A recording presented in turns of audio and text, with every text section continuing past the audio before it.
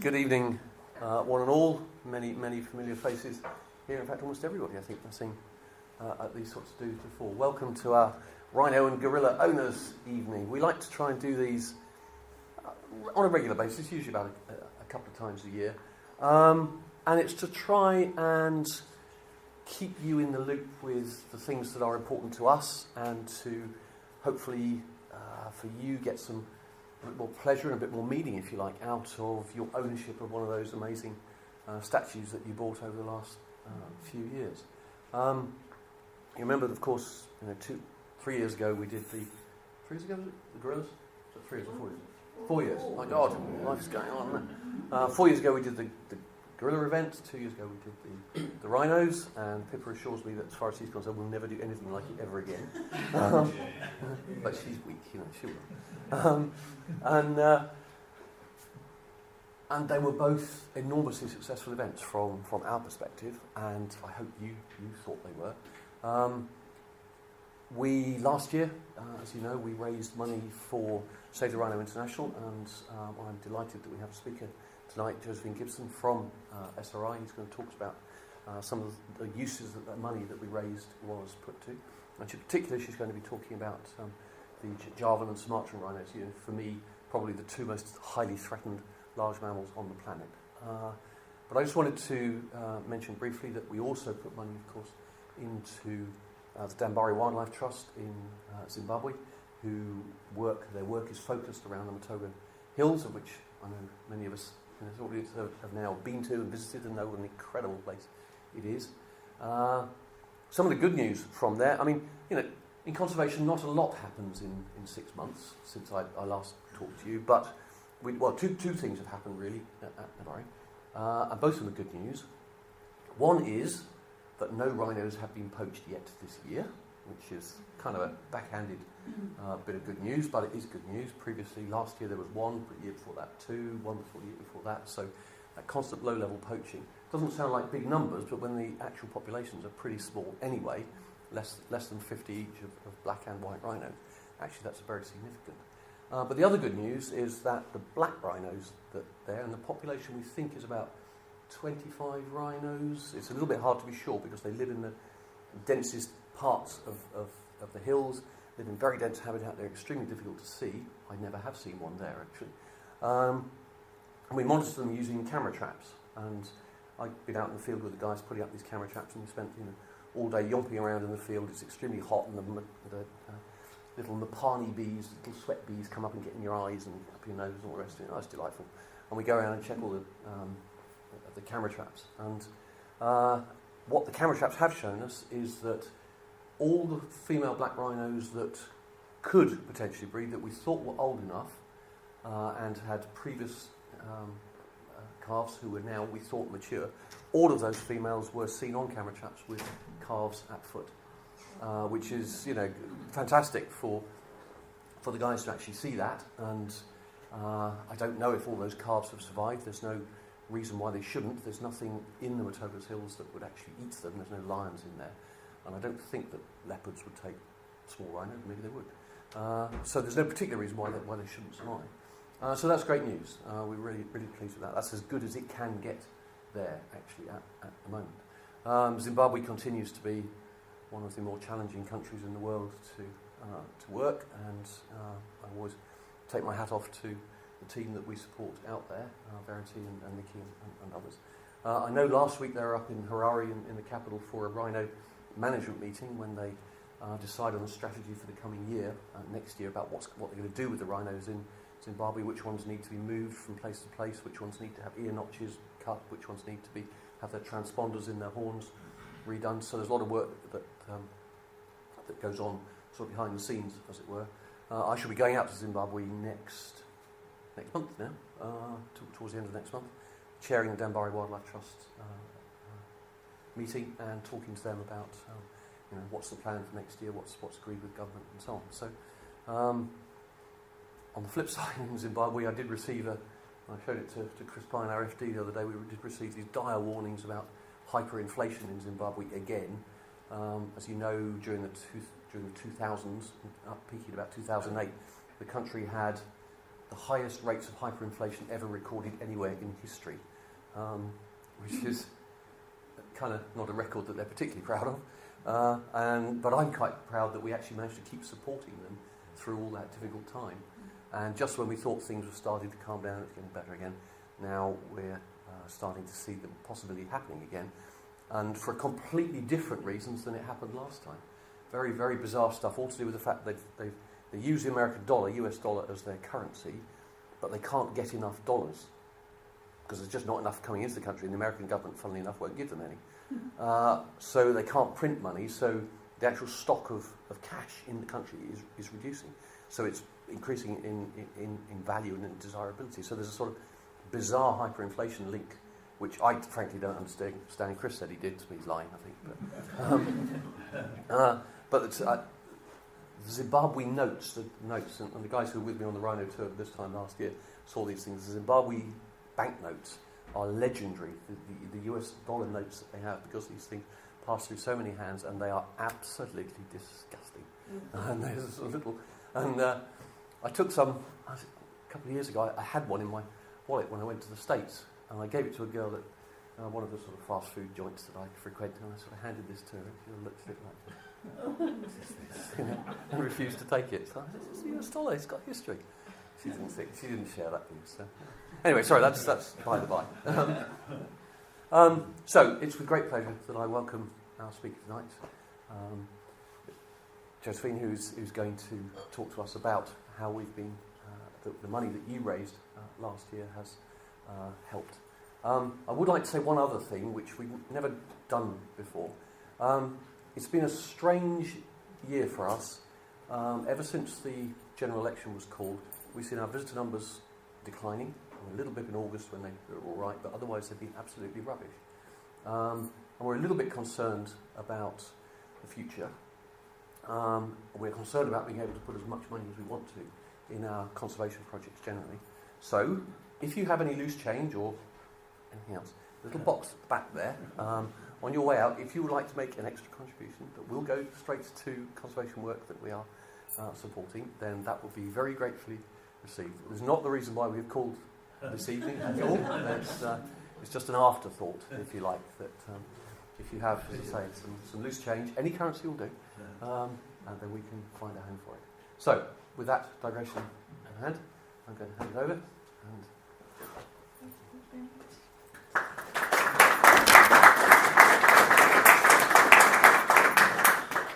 Great. So I just want to say a big thank you to Simon, Pippa and the team and everyone here for all your fantastic support. So just to introduce myself, I don't know if you're good at recognising ankles, but this is me in Vietnam running in one of our 8-kilo rhino costumes.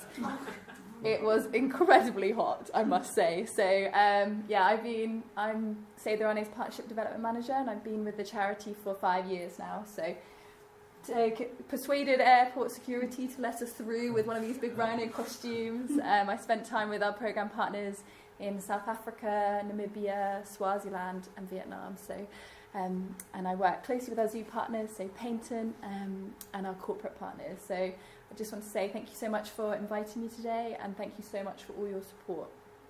You may have heard from Kathy, our CEO, who spoke before the auction last year. So we were absolutely astounded with the money raised from the auction. It was a huge amount for rhino conservation, obviously split between the two programmes, Zimbabwe and also Sumatran and Javan rhinos. So 100% of the money raised, the 30,000 raised for Save the Rhino, has gone directly to protect Sumatran and Javan rhinos. So a big thank you for bidding in the Great Big Auction, going on the safari and all your fantastic support. So I'm just going to talk a little bit today about how your support has been helping protect these two critically endangered rhino species. I'll be talking for about 45 minutes and then there'll be some time for questions, but I'll introduce Save the Rhino. I know you've heard bits from Kathy as well, how we're supporting rhinos in the wild, and how your support is making a huge difference.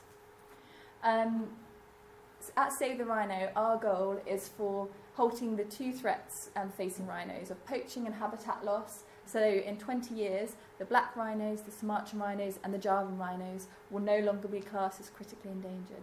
So with your direct support helping protect Sumatran and Javan rhinos is really helping us towards this goal. We're a small team, there's only 8 of us, so Kathy and I are representing a quarter of the whole charity, and we work closely with 18 conservation programmes across Africa and Asia. As you know, there are the 5 rhino species, the black and the white in eastern and southern Africa, the great one-horned rhino in India and Nepal, and then the Sumatran and the Javan rhino found in Indonesia. So some of you will see the black and the white rhino when you're out on your safari in Zimbabwe.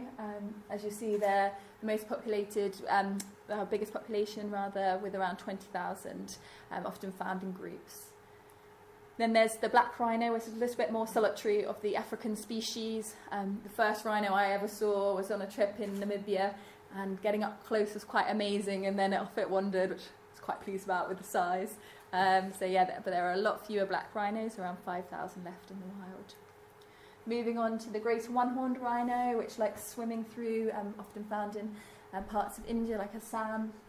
Again, the numbers are slightly smaller, around 3,500 left in the wild, so they're vulnerable in their categorisation. And then moving on to the Sumatran rhino, found in Indonesia, and the smallest of the rhino species, very hairy, and they're known to be the closest living relative to the woolly rhino. And then finally, the Javan rhino. As you can see, the numbers are falling to around 61 to 63 left in the wild, so they're one of the rarest land mammals in the world. This is the only picture I'll show in this presentation of the poaching rhinos, but this is the reality that the rangers on the ground are facing. As you know, rhinos are being poached for their horn, and it's used in countries like Vietnam and China. It's tough for the rangers, and I've spoken to some of the rangers when I've been out on visits, in South Africa and Swaziland and Namibia, and coming out and seeing a rhino that's being poached is really difficult, and for them, they care so highly about the rhinos just like you do. And so what we're seeing is poachers hacking off the horn, sometimes leaving a rhino to bleed to death, and what we're seeing currently is around 1 rhino killed every 8 hours in South Africa. So what we're seeing is uses of rhino horn in countries like Vietnam and China, and currently the illegal wildlife trade, so that's rhino horn, elephant ivory, illegal fishing, logging. It's the 4th biggest illegal industry in the world. It's a big global problem. It's worth an estimated $23 billion a year. So this is money that's going away from local communities, areas that are often reliant on wildlife, and is in the pockets of illegal criminal syndicates. And it's obviously not just affecting those local communities. Many of you might have heard of Zoo de Toiré, the zoo near Paris, earlier this year. A 4-year-old rhino, Vince, in the zoo. Poachers came in, hacked off the horn and died. So we are seeing it on our doorstep too. There's been thefts of rhino horn in private collections, in museums across Europe too. So obviously a problem here too, as well as across Africa and Asia. In the last decade, more than 7,000 rhinos, black and white rhinos, have been killed across Africa.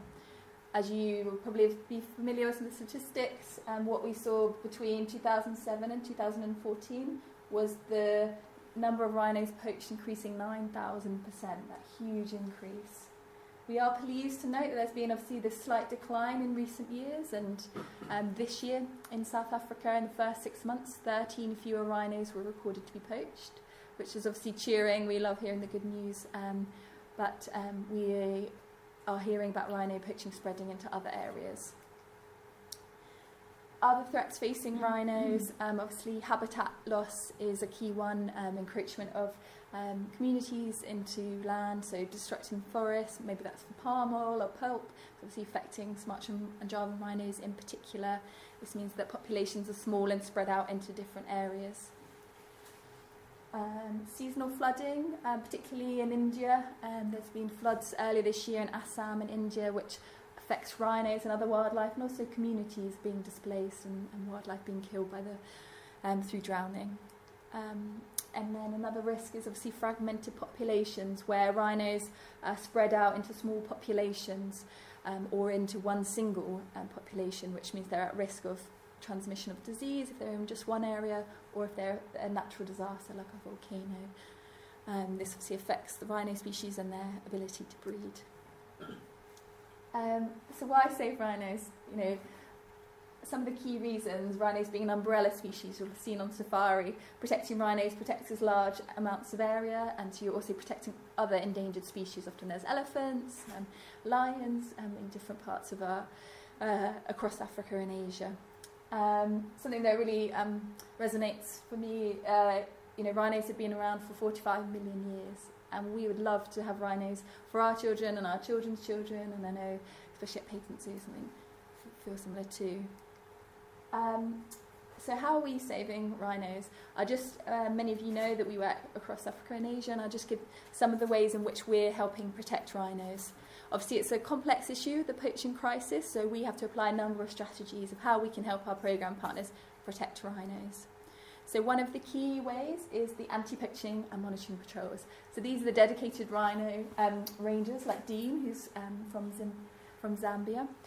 How we can help them to do that difficult and heroic job out on the ground. Often the poachers are heavily armed and coming into contact with them.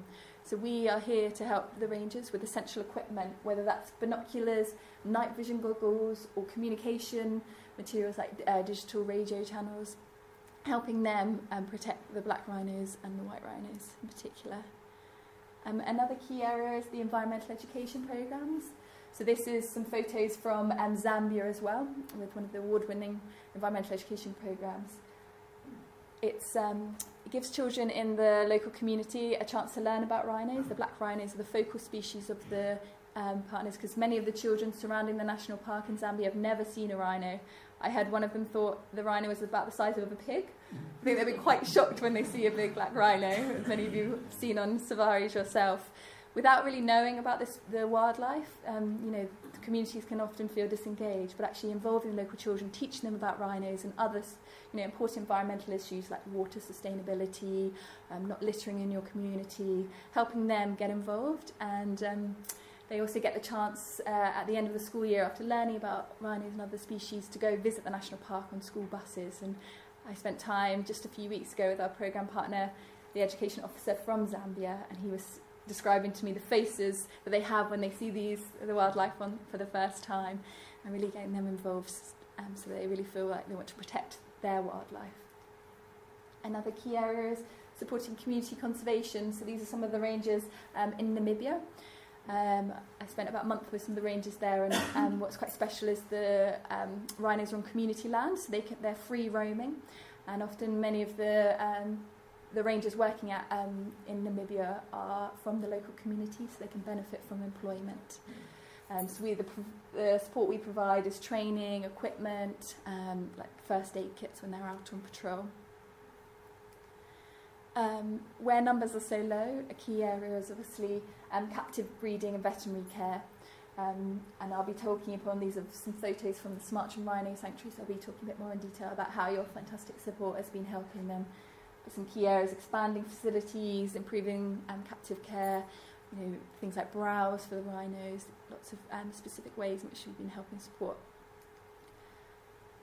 As well as protecting rhinos on the ground, one key area that we work with is obviously reducing the demand for rhino horn. So in Vietnam, we work with 2 programme partners who are looking at addressing, because rhino horn is being perceived as a status symbol. Rhino might be given as a whole rhino horn, as I say, a gift at the end of a business transaction, or rhino horn might be ground up and drunk, sometimes to alleviate the effects of a rich meal and drinking sociably. Other uses in traditional Chinese medicine. So we work with our programme partners to reduce the demand for rhino horn through really targeted campaigns. Who are some of the key users and how can we reach them? So when I took out that big rhino costume to Vietnam, it was spending time and learning how they're trying to reach those key audiences through awareness raising and behaviour change campaigns. So the type of support, thanks to our fundraisers, has been for campaigns on TV, public awareness, events at universities, support from environmental education, lawyers. We couldn't do any of this work without your help. Paignton Zoo and you helped raise a fantastic 30,000. So as you can see, our zoo partners over the last financial year raised 135,000. So Paignton Zoo were our biggest zoo partners, and that's thanks to all your support, raising about a fifth of that fundraising. 100% of the donations that you raise have gone directly to the Sumatran Rhino and Javan Rhino programmes, which I'll talk about. So we were absolutely delighted. So on behalf of Kathy and the team, a huge thank you. All our zoo partners have been helping raise all, funds for all 5 rhino species. So we love the rhino photos too. We love a cute one. So we really appreciate your support in raising the funds. So they were your £30,000 was split equally between the Sumatran Rhino Sanctuary and the Javan Rhino Study and Conservation Area. So those are the 2 programs, so £15,000 for each. So the Sumatran rhino are the smallest of the rhino species, similar in size but smaller than a Shetland pony. As mentioned, they're the hairiest ones, and they're actually quite fast and agile and can run up mountain sides. Their rhino horn is actually not used for fighting. As you can see, it's quite small in size, but they might use it when they're wallowing in their kind of mud bath to make the mud bath slightly larger, or they can help navigate their way through the dense forest with their kind of using their horn. It can also help them find plants as well. As you can see, it's a little bit blurry, but it's the change in the red is the current distribution, and the yellow is showing the former distribution. So in 1995, there are around 400 to 500 rhinos, and today there are fewer than 100 Sumatran rhinos left in the world. So you can see that big drop. So we're working really hard with our programme partners to help protect Sumatran rhinos. So the Sumatran rhinos are currently found in around 10 subpopulations, according to surveys and density data. So they're being spread out into these 10 subpopulations. Now, 4 of those subpopulations have less than 5 rhinos, which obviously impacts their breeding abilities. And one of the subpopulation has less than 35 of the Sumatran rhinos, and that's in Way Canvas. And that population is thought to be growing slowly, but needs to be verified with surveys. As you can see, it's very challenging with the small population size of protecting the wild Sumatran rhino population. So in 1994, the Asian Rhino Specialist Group, so that's a specialist group of different rhino specialists coming together, advised that captive breeding population programme was very important. And so in 1996, the Sumatran Rhino Sanctuary, you can see the picture here today, was set up by our programme partners, the International Rhino Foundation and YABI. So the goal was, alongside protecting those Sumatran rhinos in the wild, and that's one of the other programmes who support the rhino protection units, and also working with local communities, which is carried out by IRF and YABI, is setting up the Sumatran Rhino Sanctuary. And so this is obviously... the goal of the Sumatran Rhino Sanctuary was bringing together small numbers of isolated rhinos in different zoos and some in the wild, and bring them together into one area, the Sumatran Rhino Sanctuary. And the goal was to increase the breeding opportunities to really have more Sumatran rhinos. And where possible and where feasible, then to re-release them back into the wild. So that's the kind of long-term goal of the Sumatran Rhino Sanctuary. It also gives an opportunity by having these areas is to learn more about the Sumatran rhinos. You know, they're such small numbers, very hard to find in the thick forest. So actually having the Sumatran Rhino Sanctuary gives an opportunity to learn more about Sumatran rhino nutrition, behaviour, the biology, breeding, lots of different disciplines. So as you can see, they live in the thick, dense tropical forest, and the Sumatran Rhino Sanctuary is giving them an opportunity to live in the same environment, but obviously it's very heavily protected. It's home to 7 Sumatran rhinos, and we'll be talking a little bit about them today. The size is around 250 acres, which, according to Google, is around 250 football pitches, so a fair size. I'd like to visualise those ones. There are 7 rhinos found I'll just keep going until... and please do take a magazine. We have our Horn magazine, which is filled with stories of all our field programmes, including about the Sumatran and Java rhinos. So you can have a quick read through after that. So there are 7 Sumatran rhinos. There's Rosa and Bina, and some of the Sumatran rhinos came as far as Cincinnati Zoo in the States, which 5,000-mile trip. Must have been quite an experience for the rhinos. It also shows the key role that zoos can play. The Cincinnati Zoo has helped with the breeding. They're one of the most successful zoos of breeding the Sumatran rhinos, and also helping them learn at the Sumatran Rhino Sanctuary more about species that they have. And then some of the other rhinos actually came from the Ratu. One of the rhinos came from the rainforest and was brought into the Sumatran Rhino Sanctuary. So they're a mixture of rhinos from from different zoos, but also from the area too. I'll be talking about some of the new births that came at the Sumatran Rhino Sanctuary. Andalas and Harapan were both born at Cincinnati Zoo, and they came through when they were young adults. And then there was a successful birth of Andalas and Ratu. You might see the photo of Andatu, who was born in 2012, just before I started at Save the Rhino. And Andatu was the first Sumatran rhino to be born at the Sumatran Rhino Sanctuary in 140 years. So the first rhino born in captivity, I should say. So it showed a real success for the Sumatran Rhino Sanctuary in their breeding, and real hope for the Sumatran rhinos. You know, when fewer than 100 Sumatran rhinos left in the world, every birth counts. So we were incredibly happy. There are also the females Rosa and Bina, but I will just go through. So, obviously bringing the rhinos together is a key part of it, learning about the different species and the breeding opportunities. Alongside the protecting of the rhinos across the habitat, the Sumatran Rhino Sanctuary, it's about providing that state-of-the-art veterinary care and nutrition. So some of the keepers here, you know, providing nutrition. The hose sometimes is used to kind of cool the rhinos down, and it's part of an intensely monitored captive breeding, and there's also a chance to learn more about the scientific side of the different rhinos and the breeding side. So a key part of it, obviously, to grow at the Sumatran Rhino Sanctuary is to grow the number of Sumatran rhinos. And you can see some of the mating there. Sumatran rhinos are very solitary, and except for females found with young calves, or if a female is looking to reproduce, they're generally found far away from other one. I think it's on going through on patrol. Just change that.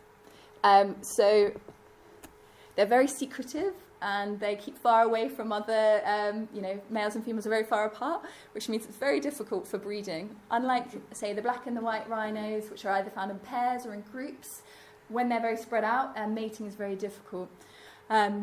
The Sumatran rhinos can often become actually quite aggressive when they think another rhino is coming into their territory, because they're often quite spread out. And during mating period, when Sumatran rhinos do come together, there can be sparring, biting, chasing, quite aggressive. So it actually has to be very carefully regulated. And so at the Sumatran Rhino Sanctuary, the rhinos are actually kept separated in pens called bomas, but they do have a communal pen for mating, but it has to be very closely monitored. The females, when they're ready to go into the mating, and very closely monitoring of that mating. But it is important that the male and female rhinos aren't too spread apart, because it can produce reproducive problems for the rhinos. So really, the current population at the Sumatran Rhino Sanctuary is really important for research and acting as that insurance population for this critically endangered species. So, spoiler alert, you might have heard, we did have a new arrival. So in May 2016 was the arrival of Delilah. So in Arabic, her name means a gift from God. And so obviously with such small numbers, her and her brother Andatu are really giving us hope for the Sumatran rhino species.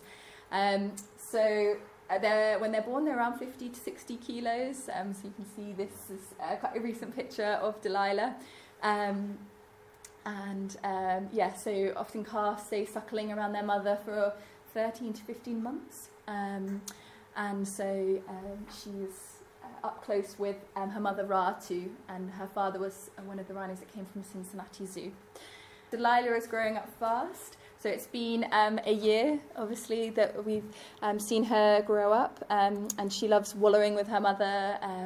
She eats a lot of food, is what I hear. So rhinos eat. She loves to eat melon, carrots, which are all brought in sustainably from the local area. Sorry, I think it has crashed again. So I just closed that one. And the rhino calf, when they're first born, grows around 1 to 2 kilos a day, so they do grow up quickly. And they often nibble food hanging from their mother's mouth, learning what different plants and species to eat. So this is Delilah, who, as you can see, has grown up fast, and with her mother, Ratu. So we were really happy in May this year to see all the celebrations for her birthday. So as you can see, some of her favourite treats. Apparently, when she wants some treats, she's a bit like a dog or a puppy begging for a bone and makes lots of different noises. So each day a Sumatra rhino eats 10% of their body weight in food. So obviously a huge amount of browse is needed to be found for rhinos. The Sumatra rhino are browsers, and so their diet is tropical forest like plant life. And so, as I mentioned, local community harvest food sustainably from the area. But I think this was a special day. It was a birthday basket for Delilah. As I mentioned, the Sumatra rhinos love to wallow. It helps them regulate their temperature, and it also helps them to, when they have parasites or other insects on them. So you can see they often use their feet and their horn to make the puddles or mud pools slightly larger. So really the goal is of the Sumatra Rhino Sanctuary is to increase the capacity of the Sumatra rhinos and having that viable captive population. And your support is helping the Sumatra Rhino Sanctuary directly. So that 15,000 for the Sumatra Rhino Sanctuary is helping. One of the problems they faced is that the Sumatra Rhino Sanctuary is at capacity. You can't hold any more rhinos. So with your support, it's helping expand the sanctuary to be home to more Sumatra rhinos. So we can, in that goal of growing the population size. So since last year, work has been carried out to increase the Sumatra Rhino Sanctuary. The goal is to double the capacity, so a huge project, to have 10 additional rainforest enclosures and 6 new stalls. So your £15,000 you've raised, 100% has gone directly to this expansion. Alongside the doubling of those areas, they've also been having, their goal is to have a permanent quarantine section, enclosure, maternity pen for hopefully more births like Delilah's, an ambassador animal enclosure, areas for the keepers, and also improving the infrastructure, so having like solar power and any energy efficient generators. You can see this is the photo of the laboratory, another part of the expansion. So since you've been fundraising, work has been carried out to expand it. So they've been clearing land, they've been buying equipment, they've been starting the building work of the Sumatra Rhino Sanctuary. So this is inside of the laboratory that you saw the photo there. So work has been carried out. As you can see, they've started on the inside of the laboratory. So they're just awaiting equipment and the furniture of this part of the laboratory. The laboratory is really important for the scientists to monitor the fertility of the rhinos, and also obviously with veterinary care and taking blood samples to ensure that the rhinos are in good condition.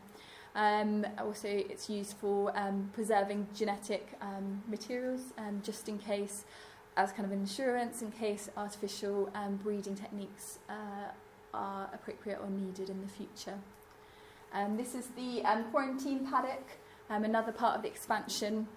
So the goal is to, for any new rhinos coming into the Sumatra Rhino Sanctuary, making sure that they're tested for diseases. You obviously don't want to transmit diseases. And then once they've had all the necessary checks and got the all clear, then they'll be transferred into a new rhino pen or boma. So each of the bomas, the pen that has one animal, is around 30 acres, which is about 30 football pitches, so great size. And it gives them access to native plants for their feeding, and also to their much-loved mud wallows. And so they also have in their pens hoses to hose down the rhinos when necessary for cool-off.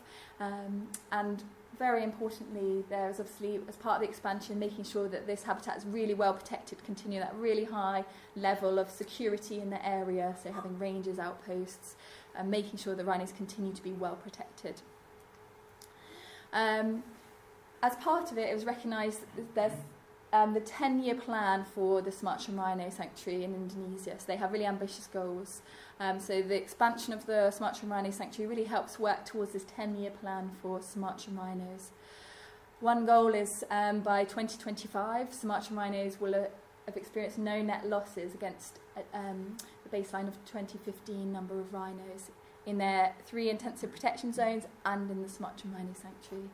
Another goal of this 10-year strategy is between last year and 2025, there'll be no additional forest lost for preserving rhino habitat. So we just want to say a big thank you for your support, raising £15,000 for the Sumatran Rhino Sanctuary and helping them with that really ambitious expansion.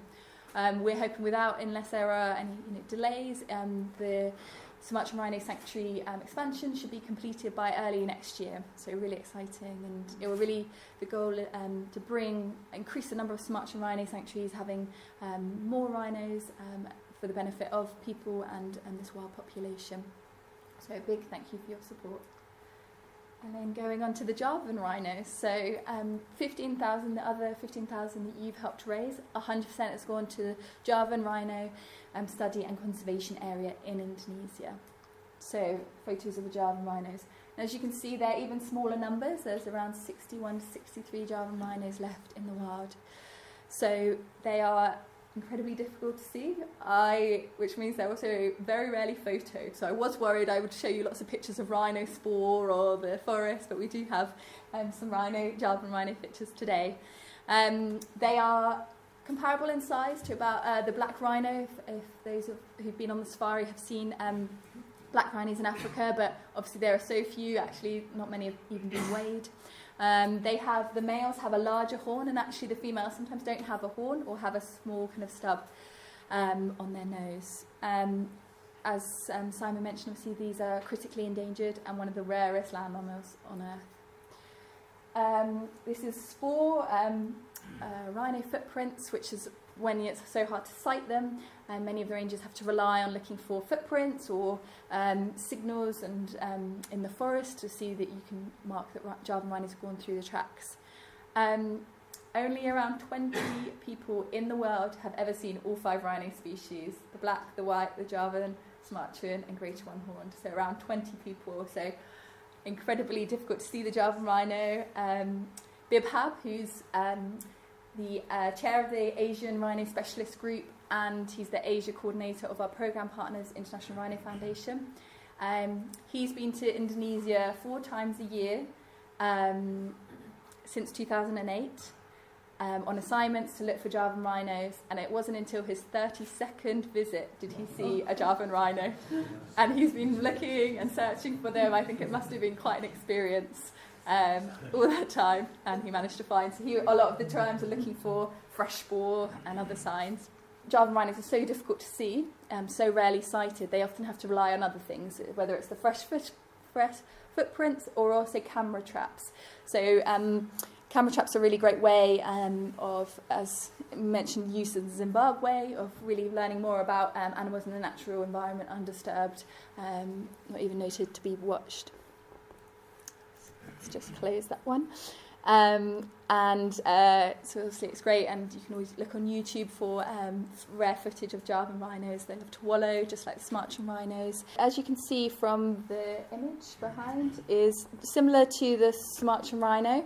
The Javan rhinos were quite fragmented. They used to be spread across a huge area of Southeast Asia, from Calcutta in India, across southern China, Myanmar, Thailand, Vietnam, Indonesia, and now Javan rhinos are found in a single population in the Ujung Kulon National Park in Western Java in Indonesia.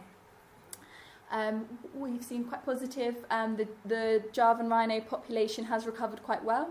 There was around 30 Javan rhinos in 1967, increasing up to around 50 to 60 in the 1980s. What we've seen is obviously around 58 to 61 rhinos, so quite a slow, almost stagnant growth of Javan rhinos. May even be a slight decline. Whilst poaching is a threat, because obviously they're quite difficult to find, one of the key areas is obviously protecting them, so the Rhino Protection Unit. So the National Park Authority, WWF, Indonesia, YABI have been working hard over the last 3 decades to protect them, and we're really pleased that no Javan rhino has been poached since 1999, which is a huge success when you look at obviously other rhino species.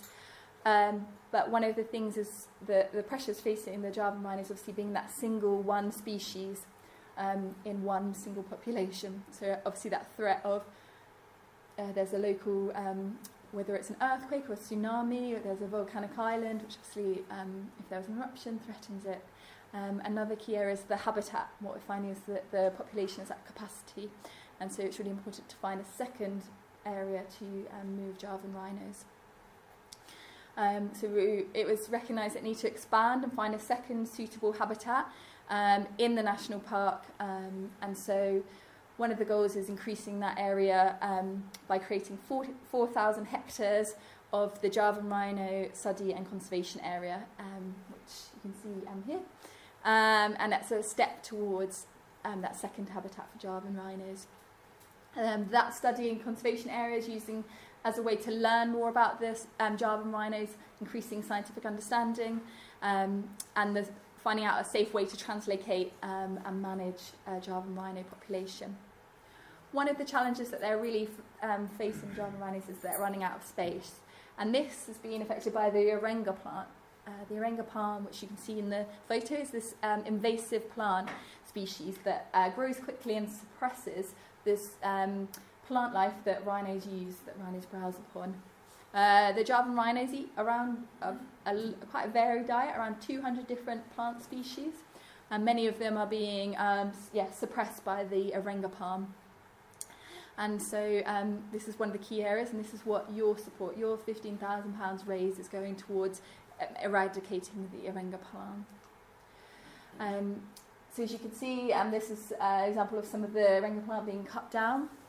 It's fast growing, and so it grows quickly and blocks out the sunlight, and this is very difficult for the other plant species to grow that the rhino uses for browse, because the rhino likes to browse in kind of lowland forest where there's a bit more sunlight. So biologists are focusing on how they can best remove the Arenga palm and bring in the native plant species eaten by Javan rhinos, but also by other endangered species. So with your support, thanks to Paignton Zoo and all your fantastic bidding, the Javan Rhino Study and Conservation Area has been clearing land and has created 5,000 hectares of additional habitat for rhino. So a huge success in clearing areas and helping eradicate this invasive species. And with data gathered from camera traps and surveys, has really built the understanding of the Javan rhinos. I just wanted to show you an example. So in 2014, they did a similar clearing of a smaller area. Our programme partners carried out this clearing of the Arenga palm, and what they saw was some really positive consequences. So biologists noted that after eradicating the Arenga palm in that area, the plant life, the native plant life that grew back, actually grew quite quickly. So around 1 year later, the plants were taller than myself, and the plant life was rapid. So around 90% of the plants that grew back were suitable for rhinos. So we've seen that success there, and we really hope it can be replicated elsewhere. And so this is really thanks to your support in helping, and your money's going towards the eradicating of the Arenga palm. It's really helping that goal of that long-term strategy of increasing the space for Javan rhinos, and with the goal then to increase the number of Javan rhinos and having that second population. So a big thank you for your support for Javan rhinos as well. And then just before I finish, just some fun ways you might like to get further involved. So we also have, I bought some of our Horn, the magazine, but you might like to join us, our conversation online. We have lots of great videos and photos on our social media, on our Instagram, on our YouTube. If you'd like to receive regular updates about rhino news, upcoming events, please let me know, but you can also on our website subscribe to Rhino News. You can also, might like to learn more about rhinos. So we have up-to-date rhino news stories from our programme partners, but what's going on in the world of rhinos. So please do check those out. You might like to get involved, whether that's a bake sale or braai. So this was a South African who had braai 365, a barbecue every single day for a year in the UK. So I think he had to be quite creative come wind, rain, shine. And so, I had a big party, but great ways to get involved. Any keen cyclists, Ride London, a big 100-mile cycle through London and Surrey. We have places available in that, but it might be something you want to do locally here. We've got lots of great advice, tips, so please do let me know. I've got some cards there if you wanted any contact details.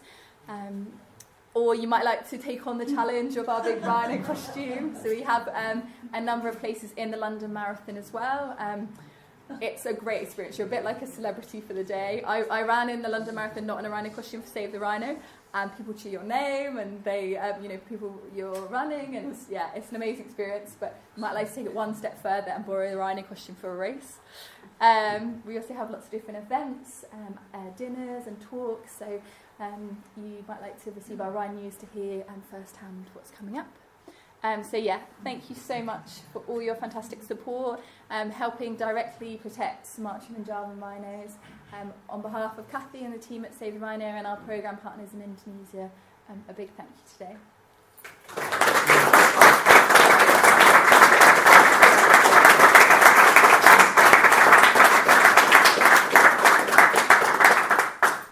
Thank you, Josephine. Does anybody have any questions or comments that they would like to make on anything that Josephine or I have said? Could I just go back to the slide so I can take a photo of the Rhino News one with the Oh, yes, of course.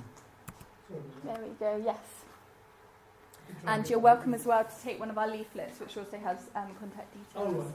Yeah, thank you. Yeah, it's a political question. How did with Save the Rhino this year, when the South African was going to sell all of his rhino horns, which I think went ahead? It did, yes. So what was the attitude of Save the Rhino? Oh yeah, absolutely, great question. You might see here John Hume's Rhino Auction. So do check out our website again. We have our special thorny issues, which goes into depth about these issues. So John Hume is a private rhino collection holder in South Africa, and he has, as you know, around 1,000 rhinos, I believe, so a huge number. And so he wanted to and did go ahead in the end with an auction. Obviously, as you know, you can dehorn rhino, the rhino horn grows back, and so he was able to auction off some of them. At Save the Rhino, and it goes into more detail on the website, but we had concerns about leakage. So currently the international trade of rhino horn is prohibited, but there is a domestic trade, and there are, at Save the Rhino, we have concerns that of leakage of rhino horn into the black market, and so obviously it's so important to have strong law enforcement and strong certificates when a rhino horn is auctioned off, so that it's kept within the private collection. And so that was an area of concern. But check out our website. It goes into in-depth about the auction, about domestic rhino horn auction. But I mean, I can sort of add to that. This is putting on one of the great dilemmas in conservation. There is a win-win-win here, in that you can take a standing crop of rhinos. You can take horns, and they will grow new horns again. There is potentially a commercial thing there, but it's completely undermined by poaching. And it's the same with elephants. I mean, the British government is now announcing, with banning ivory sales, you can't. Actually, elephants have potentially very, very robust populations that can support a crop, which would have to be literally a crop. You'd have to kill them, but you could have perfectly legally produced ivory that produces beautiful objects, and you can have massive elephant populations at the same time. The two are not incompatible. It's the same with rhinos. That's the plan.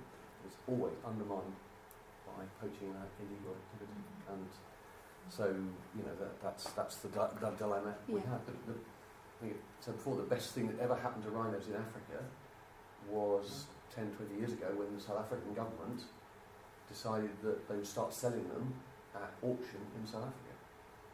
They suddenly had a commercial value. The number of rhinos in the country doubled because they were taken on by people like, can't remember his name, and he had 1,000 rhinos on his own personal property, which he didn't have before. So it's a real dilemma. Yeah, and we recognise the importance of sustainable use, Yep. but there are obviously challenges, and every CITES, which is there's a big meeting every 2 years, and it does get discussed about how can you sustainably use rhino horn and about its trade, but there's currently not an international trade of rhino horn, but a domestic within South Africa in certain instances. It's a small organisation going Yes. against massive criminal organisations. Do you, or we've seen rangers on the ground and how threatened they are, but do you personally or as an organisation ever get threats from organised crime? So we are, as you mentioned, as you know, a small organisation. There's 8 of us, and we're a UK registered charity. So we fundraise with your support and supporters around the world. We fundraise for our programme partners. So we work directly with field programmes on the ground, carrying out those conservation activities. So it's. I've not personally been threatened, but it's a challenge. With it being the 4th biggest illegal industry, it's a transnational crime. So I think it's important the role of governments they are playing as well to tackle it at a global level. So keeping at those different levels, the rangers on the ground, but also tackling it at an international level as well. So there's a big conference coming up. Coming up next year, the illegal wildlife trade. There was one in Vietnam earlier this year. So how can we tackle that illegal trade too? Mine's a little more personal question. A bright, engaging, passionate person like yourself, how comes you're here talking to us about Save the Rhino? How did you get involved? Yeah, so I've been with Save the Rhino for 5 years now. It's been fantastic. So what really attracted me to Save the Rhino at the beginning was it's about communities and conservation and bringing that together. So, that's what really drew me. But obviously, we're a small team, and that's what I absolutely love. Is we work closely with our programme partners and seeing the work firsthand. Sometimes when the rangers come visit us, we get to go and see the difference that your fundraising is helping make the teams on the ground. So that's how I originally came into it. Okay, well I can sense thirst in the room, so Mara is through there. So it just remains for me to say thank you, first of all, Josephine, for the time coming down here and talk with updates of what our support has gone towards, and of course, as ever, to you. We absolutely and massively appreciate the support and the time that you give us, and I hope that you feel that you get something back from doing it. So hopefully we'll repeat this event sometime in the next 6 months or so and have more stories to tell you and more interesting things from world conservation. So thank you all very much.